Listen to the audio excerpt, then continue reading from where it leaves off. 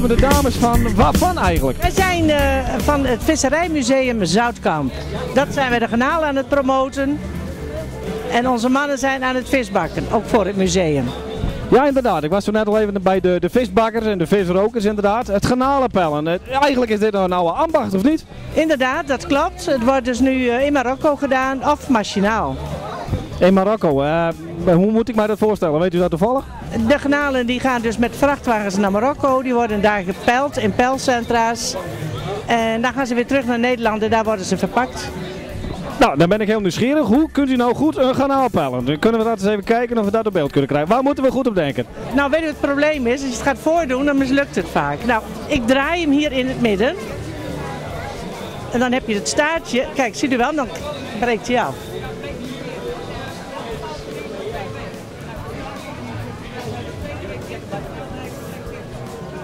Dat is de bedoeling. Ziet u? Oh. Een kwartslag draaien dus en dan de achterkant eruit trekken. Het staartje eraf en dan knijp ik hier licht achter de kop. En dan heeft u het visje. En zie daar een bakje overheerlijke vers gepelde garnaaltjes. Nou, gaan we dat, dan ga ik dat meteen doen. Daar zeg ik geen nee tegen. Heerlijk. Echt aan te raden. Heerlijke garnaal is dat.